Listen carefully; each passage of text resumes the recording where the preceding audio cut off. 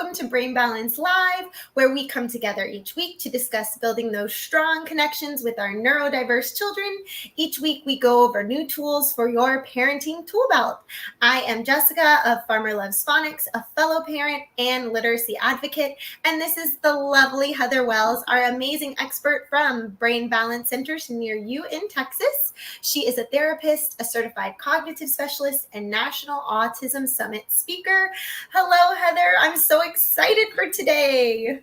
A lot of people actually asked for this topic today. I put up one of my daily posts, and man, people were like commenting and sharing and even requested a show about this. I'm like, okay, I'm down for that. Let's go. Perfect. I can't wait. So today we are talking about, can you believe there's actually harmful ways to praise kids? That could seem a little odd on the surface, but we're going to talk about the most kind of do's and don'ts of effective praise that really instills a growth mindset. We got to think about what is our end game with this praise. We want to encourage kids, but there are many ways to do that besides just good job, well done all the time. And so that just kind of takes us into our first slide. And have you ever heard of the candle experiment? I haven't. This study has been replicated for decades. Individuals are put in a room and they're just told to hang a lit candle, a candle. I just opened my Kindle early this morning to hang a burning candle on the wall on a cork board in such a way that the wax will not drip on the table. And you can see here they are given matches, a candle, and some tacks in a wooden box. Okay. Now, some people were not incentivized monetarily at all. Like, just do it. Others were, if you are the fastest, you'll get $25. If you're in it, went on down to like $5. And guess what happened? The people who were incentivized performed more poorly than the ones who were not. And what research shows us is that, let's go ahead and go to the next slide because it goes with this. The solve for it is take the tacks out of the wooden box and use that as your holder. And then the wax doesn't get on the table. But because it was seen as these tacks are just being held by this box, that wasn't thought of as a candle holder, for a lot of people. They were honed in a narrow focus on there is one way to use this box. And then likewise, they got this narrow focus on I could get $25 if I'm the fastest. And that took away the interest in the actual task itself. And the bigger the incentive, the lower the performance. This has been replicated over and over and over for like 5 decades. This is a lesson in intrinsic motivation. And this is one of the ways that we can misuse praise when kids start doing things. They're just kind of praise junkies and do things to get that pat on the back instead of recognize that can just totally take their eye off the ball of that there's inherent worth in this task itself. How do I feel about myself? What is my self-evaluation?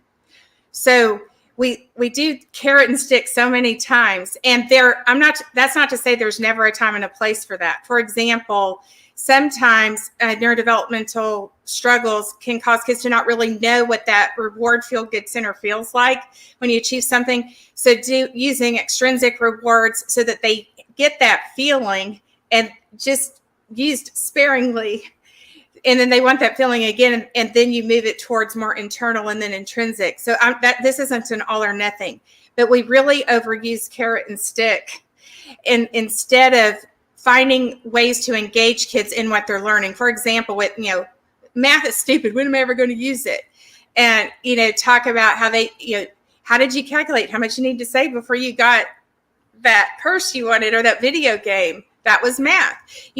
Start connecting the dots with things they care about so they start finding worth in things that otherwise might seem tedious. When kids need autonomy, interest, competence, connection to others, these are the things that drive intrinsic, whereas carrot and stick, reward, punishment, those are extrinsic motivators. I do things to avoid a punishment or to get a reward. That will never be as long lasting as when it comes from within. This stirs my soul. This is in keeping with who I am, because that's how we get engaged learnings. But reading a story and connecting it to the vacation you went on this summer, or they play baseball. What does this remind you of? That kind of thing. Mm-hmm. Get them to see how it is personally relevant to them. Okay. So let's go ahead. And by the way, if you want a masterful TED Talk about intrinsic motivation, I have one for you. You can message me if you want that. Okay, let's move on. So what are some of the things we need to look for with praise? First of all, kids tend to dismiss generic praise. Good job. Well done. Way to go. And sometimes they will even think that they're being manipulated. I didn't do anything good. They're just saying that. What do they want out of me? They're lying to me. What is wrong with me that they think they have to say good job when all I did was take my plate to the sink? Now, if it's the first time they've done it, that might be helpful. But it starts making them pay less attention to the more meaningful praise, and they learn from specific, sincere. The other thing is, what was good? What did I do right? If we want them to replicate it, we need to specify what was good so that they can learn from that. Mm-hmm. So, for example, you are improving in math or soccer, whatever it is. We want to celebrate progress, not just when they reach the end goal. We have kind of short attention spans, and especially for little ones. Oh, in 6 months, you're going to be good at XYZ. 6 months is like 50 years. Who cares? Yeah. It stinks right now. But, things that you can do depending on what it is. Let's say that your child is working on reading, and you could videotape them reading and then do it ever so often so that they can hear how much their fluency is improved, because they may not recognize it if there are still struggles. A lot of kids have sort of an all or nothing kind of mindset. I'm either a good reader or I'm awful, but you're making progress. We want to celebrate the little stepping stones along the way. Even if they still get impatient with their sister, they were patient longer. It is growing. It was thoughtful of you to help your sister clear the table. Specific, and we're praising character. It's you look proud of yourself. Here's another thing. There's nothing wrong with saying, I'm so proud of you, son. We want them to start noting how their actions make them feel. And you can even say, tell me more about that. What happened? You stuck with batting practice. You stuck with your writing assignment, whatever, when it was hard. You're praising their perseverance, their grit, stick-to-itiveness. Mm-hmm. You put a lot of thought into writing this paper, a lot of effort. We're noticing effort. You used a new strategy. How did you come up with that? What made you decide to write on this topic? Where you can still show interest in what kids are doing without every sentence being praise. Showing interest in why they chose to write on a topic isn't particularly praise, but you are showing interest in their life and they still feel supported. So these are just examples, of course, to get your kind of juices flowing. But the more and of course, all of us probably are going to say good job from time to time. It's not like that's an evil statement. It's just that kids will dismiss it, particularly if we overuse it, and they often don't know what was good. All right, let's move on. This is the quote that I put up that sparked a conversation and why we're doing the show today. This might be, I've already sort of been touching on use it sparingly. That doesn't mean not at all. But this is I slightly reworded it just for sort of conciseness, from Carol Dweck. She is one of the leading researchers on growth mindset, grit, perseverance, those kinds of things. Mm-hmm. I have studied her heavily. She is amazing. But if parents want to give their kids a gift, teach them to enjoy effort, love challenges, be intrigued by mistakes, and keep learning. That way, their children won't be slaves of praise. They will have a lifelong capacity to build and repair their own confidence. Wow. She's brilliant, absolutely brilliant. One of my favorite researchers. I say that about several, but she really is in the very top tier.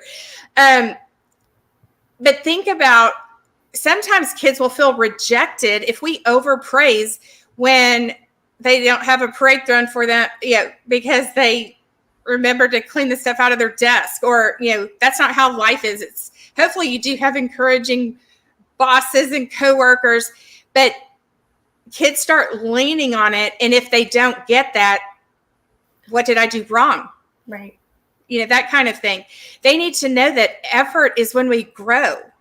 Effort is not bad in and of itself. It can be frustrating, but sometimes kids will, if they're not getting overpraised, they seek that so much that then they can create a fear of failure. What if I fall short? So now I'm not going to do it at all. What if I don't get the good job? Growth mindset. We're always growing. We're always learning. Mistakes are cool. That's how we learn. I love the idea of pulling up stories of inventions that were discovered by mistake. Post-it notes, ice cream cones, penicillin. There are just tons of them. And really helping kids start embracing those. Talk about mistakes you've made and what you learned from it. And speak that intentionally. Oops, I did this with the recipe. I learned da-da-da. I won't do that next time. I thought I could add nuts to this, but, it made it too dry, whatever. So do praise sparingly. Not every single thing they do. All right, let's move on. Now we're going to get into some others. Instead of praise that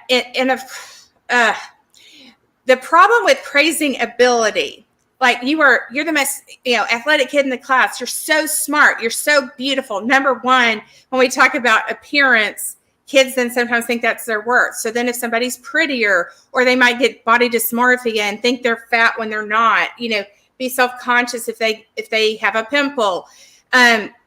But the other thing is that kids tend to think that abilities are fixed. I will never be the smartest kid in the class. Never. You don't have to be better than you were yesterday, that kind of thing. But I'm not smart. I struggle with this, so I'm stupid. We got to work through that. And I've done shows about how to break through those negative ruts of thinking and self-talk. But praise the process, effort, and strategies. Try to stay away. Instead of telling them how smart they are, say other things. A lot of times there's this zest for learning when we're children.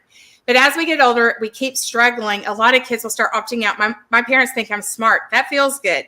And that's all I'm holding on to because I'm on shaky ground with my confidence. If I try and fall short, they'll know that I'm not smart after all. So I had rather not try and them get mad at me for that than them to find out I'm discovered that I'm not smart, even though that's not the case. This way kids will learn that abilities are not fixed. The power of yet. You're progressing. You're just not quite there yet. Look how far you've come. That kind of thing. Used as a reward. I think the candle experiment kind of nailed that one. Informative feedback is good. Talking about feedback usually is sandwiched. You say something positive, you give a little bit of instruction, and then you sandwich it with something positive again. Let's say you've told your kids to clean their room, for example. And you're like, wow, your desk is so much cleaner now. I see you haven't picked up your clothes yet, but wow, good job on putting all your shoes in the closet. Positive, informative feedback so that they can learn what does it mean to have a clean room. Another positive instead of just negative. You're so lazy. Why can't you just get your room clean? You still haven't done it. You're noticing progress and you're giving feedback. And that when we give feedback, they can learn and grow. And we also, part of that feedback can be helping them figure out what is meaningful to them about it. What are some benefits of having a clean room? What do you like about it? Once it's clean, have them really think about, well, it didn't take nearly as long to find my homework. I always get frustrated doing that. You sure do. At this time, you knew where everything was. That's awesome. And the next morning, shirt wasn't wrinkled. Point out those things so that they have intrinsic motivation to do it instead of you feeling like you're like, or them seeing you as nagging them when really it's like, if you had did, I wouldn't keep bringing it up. We do not want praise to be about social comparison. Now, counterintuitively, even when we praise kids positively against their peers, for example, you got the highest score on your essay out of anybody in the class. Well, now, if that's what the praise was about, if I don't get the highest score next time, I got a 98 and somebody else got 100, I'm no longer good enough. Right. And then what happens, let's say that they are a standout student in elementary school. Then they go to a prep school or something, or a really high caliber next level school in middle school, and they're still doing really, really well. They're still giving it their all. They're a star student, but they don't make the top grades. They are not the smartest anymore. That totally can bash their self-esteem. The only person you need to compare yourself to is who you were yesterday.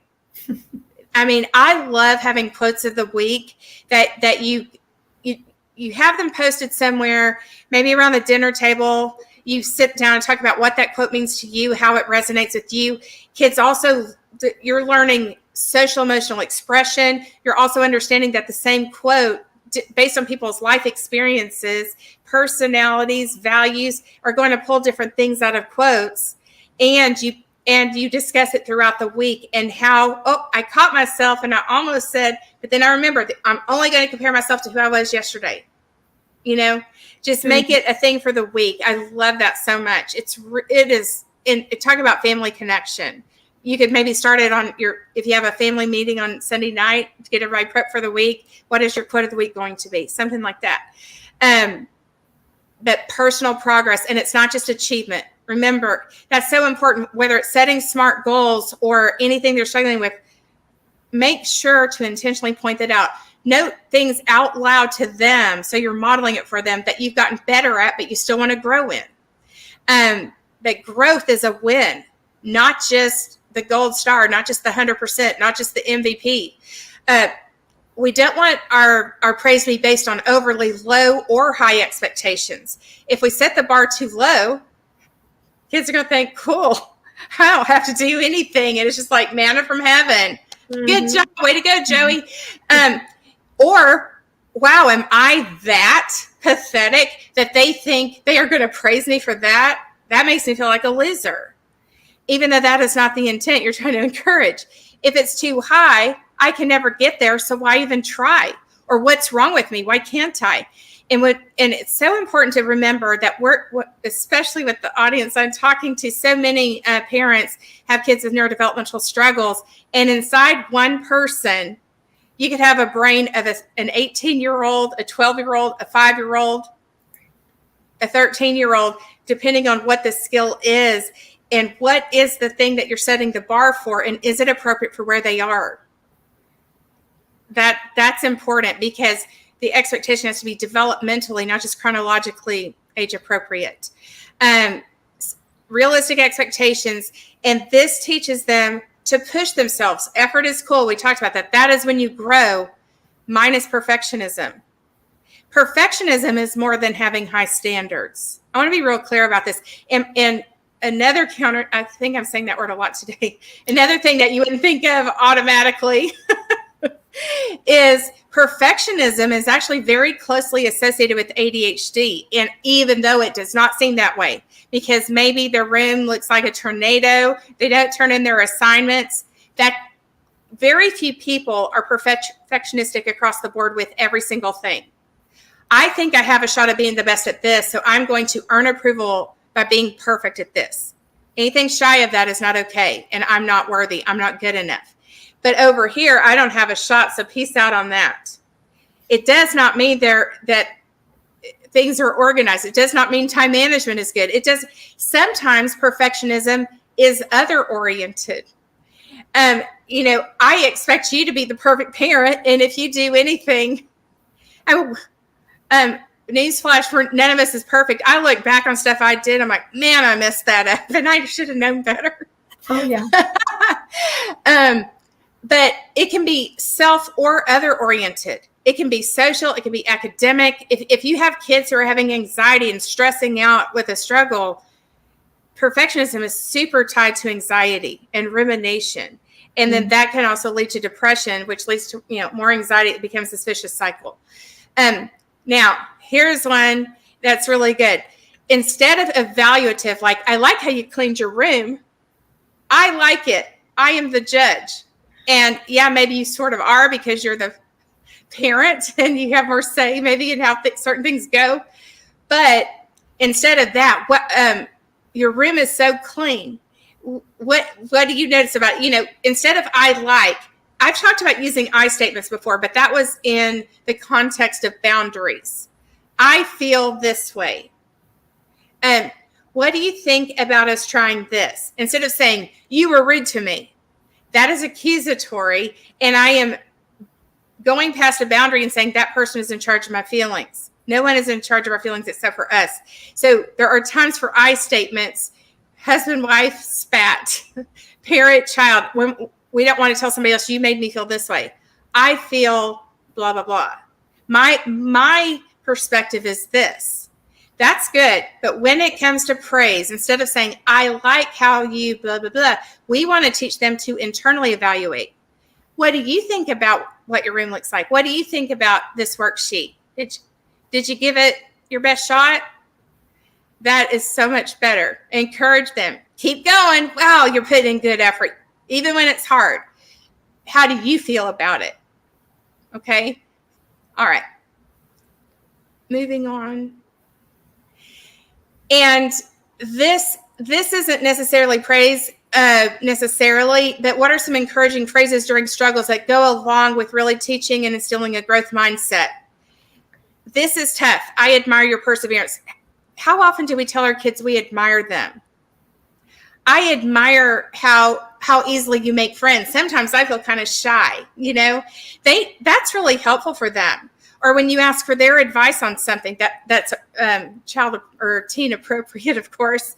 But this is tough. We're not saying, everything's okay. Why are you making such a big, it's okay. That can feel dismissive, invalidating, but just own it. It's tough for them right now. They don't care about what it's going to be like tomorrow in this moment. This is tough. I admire how you're sticking with it. What can I do to help? Or let's figure this out together, that kind of thing.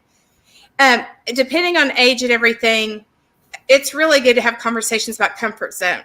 The comfort zone feels really good, doesn't it? I remember one time I tried to stay in my comfort zone sharing a story, but guess what? When I stepped outside of my comfort zone, wow, what adventure. This is what happened.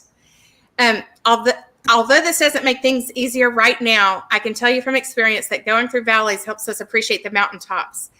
I would say this is not what you want to say right off the bat, because you just want to validate and how are they feeling right now. But maybe it's a breakup, something that's going to be ongoing. Maybe it's after we've talked about how we're feeling in the here and now, but also starting to add in layers of perspective there.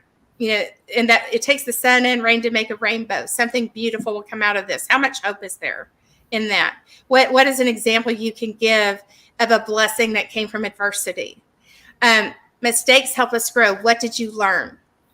How much more likely are your kids to come to you when they mess up than if they know you're going to accept them anyway? You are going to accept them, but do they know that?